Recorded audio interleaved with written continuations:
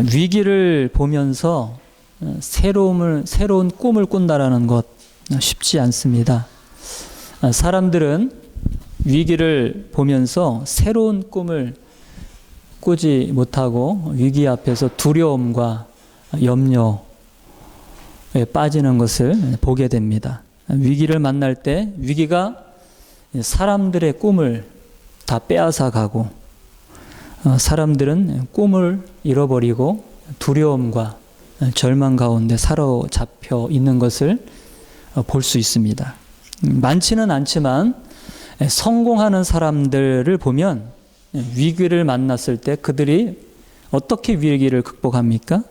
꿈을 더욱더 견고히 하여 두려움을 이기고 결국은 꿈을 이루어내는 것을 볼 수가 있습니다.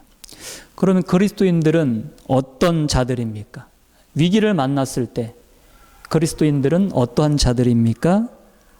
세상 사람들이 갖지 못한 믿음이 우리 안에, 그리스도인들 안에 있습니다. 그 믿음을 어떻게 해요?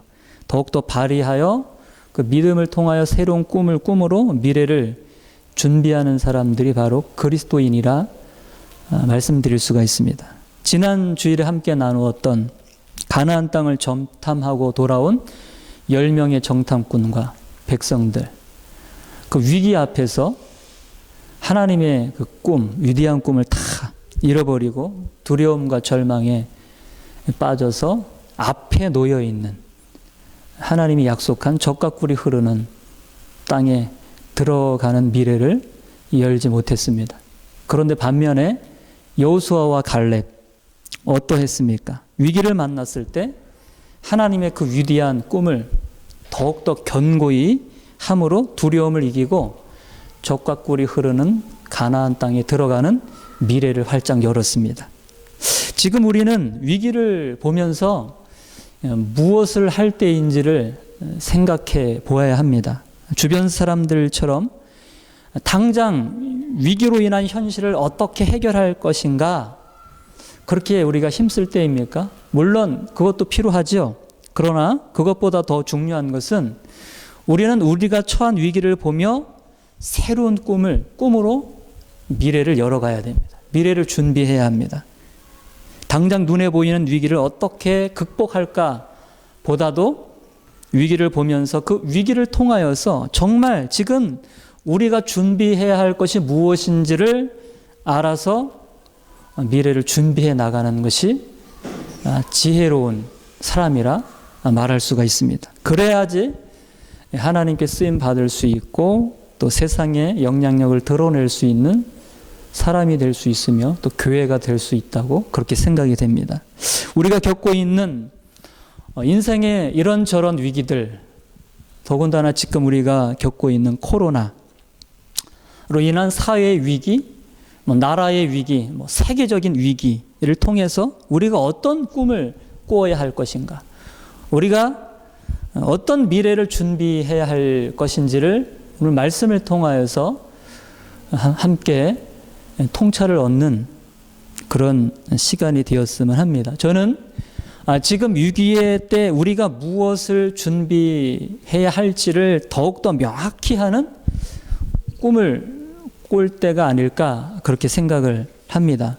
지금 온 세계가 코로나로 인하여서 위기를 겪고 있습니다. 세상이 정말 코로나로 인하여서 지금 뒤흔들리고 있습니다. 강대국이든 약소국이든 코로나의 위기 앞에 흔들리고 있는 것을 보게 됩니다. 우리나라는 아직 안심할 때는 아니지만 진정세로 들어가고 있습니다. 그러나 이제 유럽을 보면은 코로나 바이러스가 그칠 줄 모르고 계속 확산되어서 확진자가 계속적으로 늘어나고 있습니다. 이탈리아 같은 경우 하루 사망자가 793명이 나올 정도로 심각하고, 뉴스 잠깐 보니까 묘지 공간이 부족하여서 군용 트럭을 동원하여서 사망자 시신을 군용 트럭에 싣고 외곽으로 운송하는 그런 장면을 보게 되었고, 의료 시스템이 붕괴 직전에 있다고 하고, 이탈리아가요. 그리고 지금 미국도 확진자가 2만 명을 넘었다고 그렇게 말하고 있고, 코로나는 아시아를 넘어서 유럽, 또 북미, 남미, 아프리카로 확산되어 가고 있는 것을 보게 됩니다. 코로나 위기를 막는데 인간의 안정과 행복을 제공하던 과학기술도 제대로 역할을 하고 있지 못하는 것을 보게 됩니다. 경제적인 위기를 해결하기 위해서 천문학적인 돈을 분배한다고 하지만 그것이 얼마나 효과가 있을지 모르겠습니다. 모든 나라들이 코로나의 위기를 극복하려고 이런저런 대안을 찾고 있고, 찾은 대안들을 내놓고 있지만은 실질적으로 그런 대안들이 코로나의 위기로부터 얼마나 해결책이 될지 모릅니다.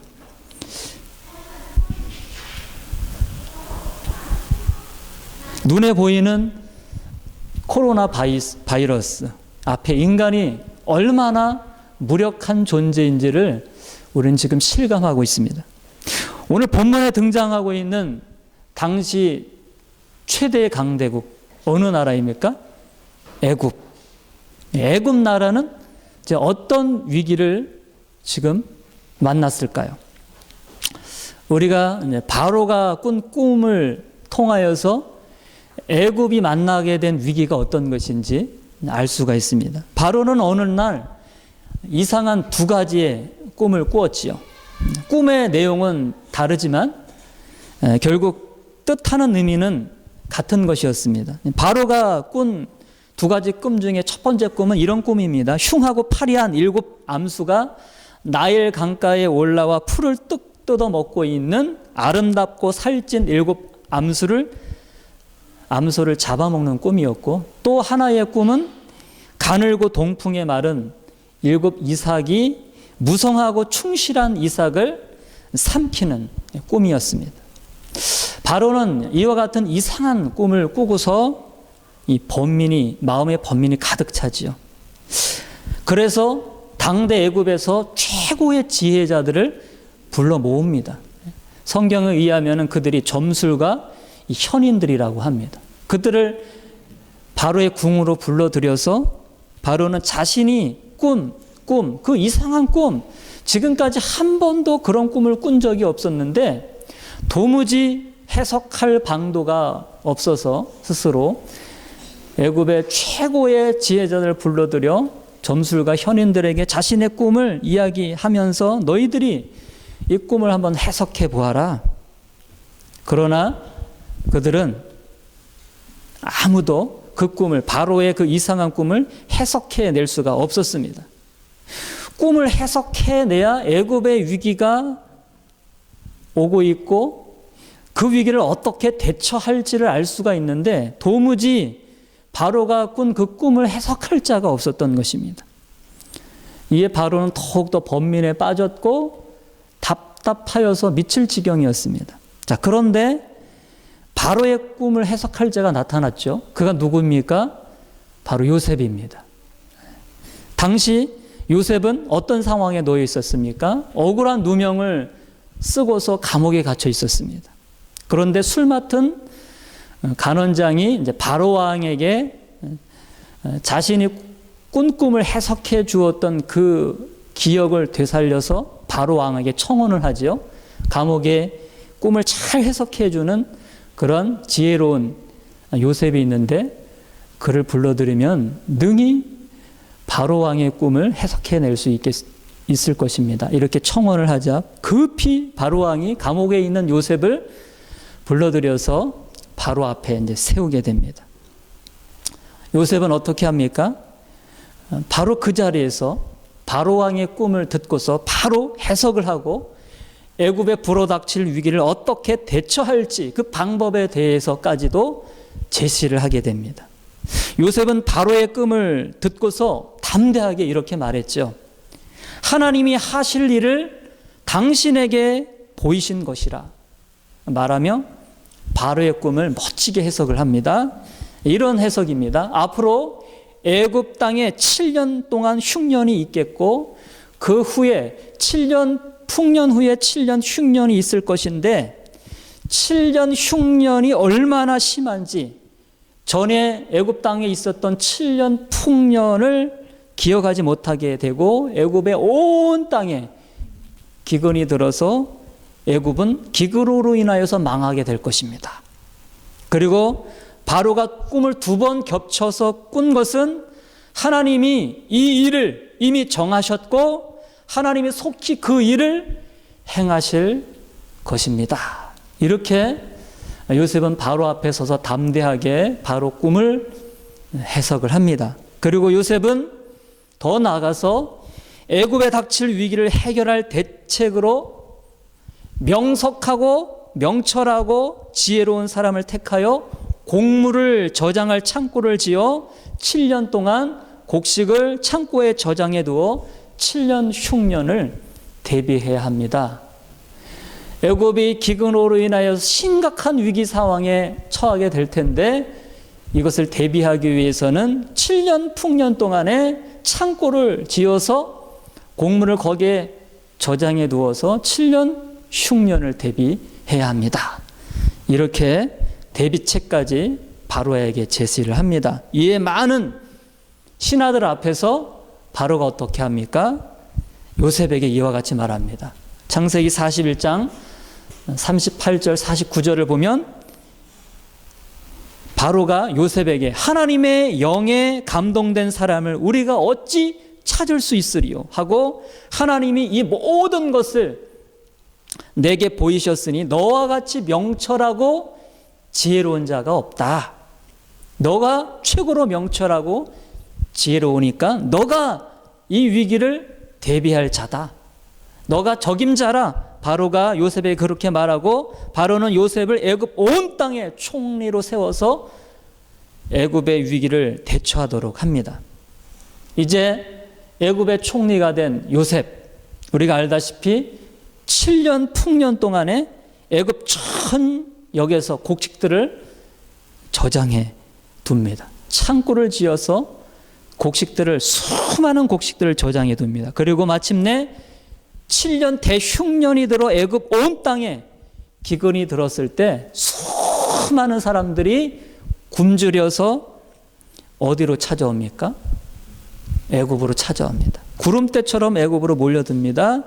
그때 요셉이 어떻게 하면 그동안 저장해 두었던 곡식의 창고를 활짝 열어서 양식들을 꺼내서 굶주린 사람들에게 나눠줌으로 그들의 생명을 구해내는 그런 장면을 우리가 보게 됩니다.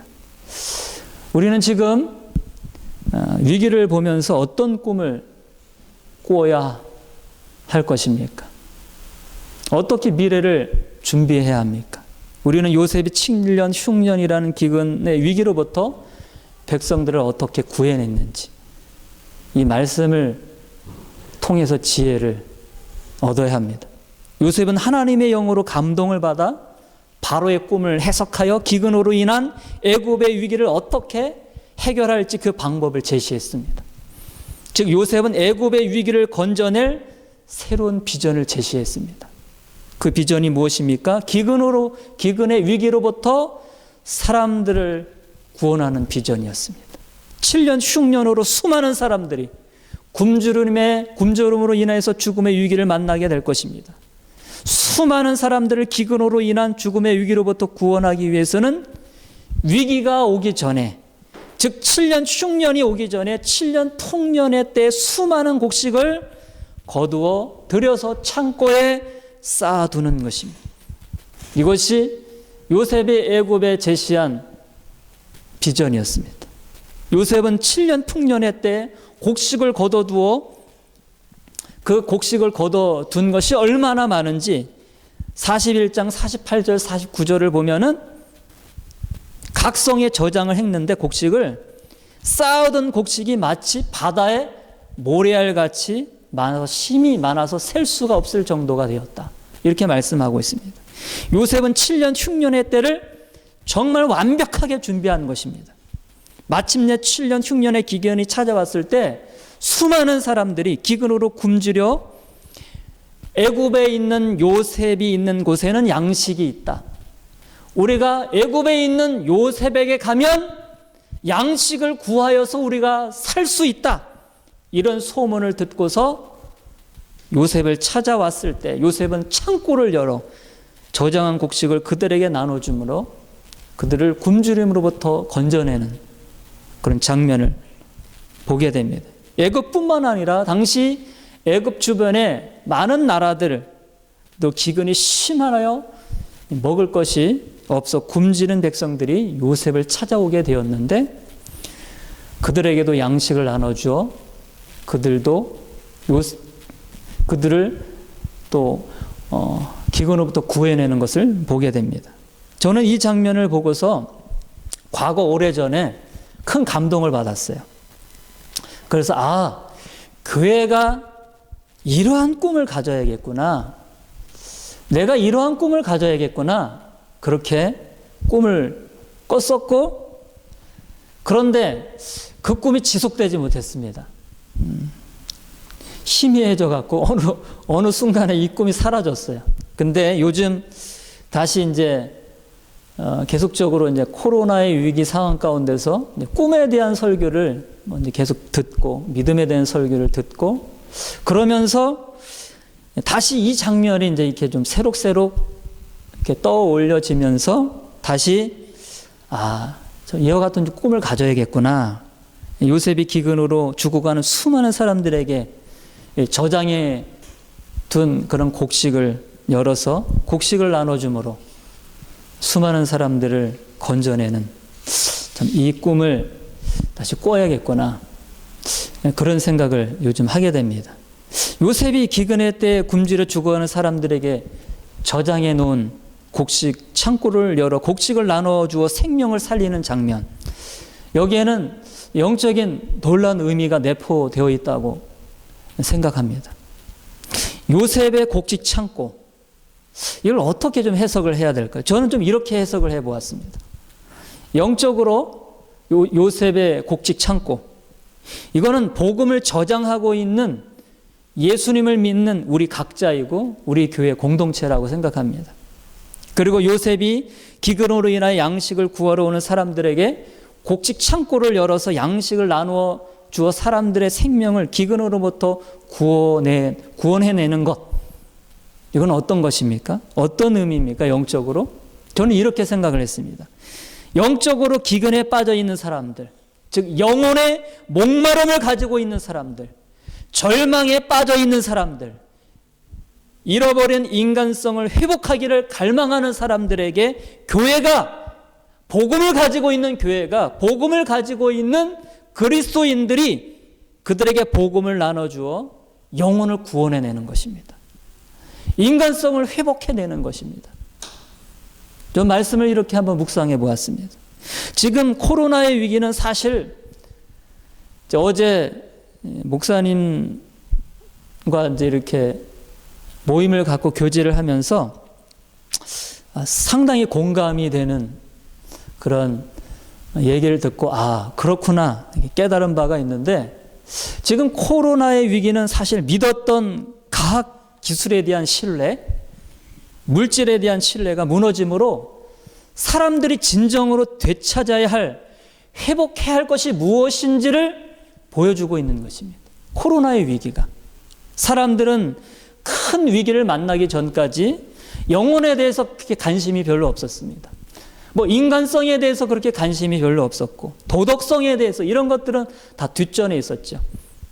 사람들은 큰 위기를 만나기 전까지는 인간의 안정과 행복이 물질에 있고 또 과학기술에 있다고 생각하여 그것을 추구하고 그것을 의존해 왔습니다. 그런데 인간이 코로나와 같은 이런 큰 위기를 만나게 될 때 그러한 것들이 아무런 역할을 하지 못한다는 사실을 깨닫게 되고, 물질에 대한 신뢰, 과학기술에 대한 신뢰가 깨어지고 정말 진정으로 귀한 것이 무엇인지, 정말 진정으로 추구해야 할 것이 무엇인지를 사람들이 그 위기 앞에서 위기를 겪으면서 깨닫게 됩니다. 인간은 위기를 겪으면서 점점 인간 본연의 것을 찾게 된다는 것입니다.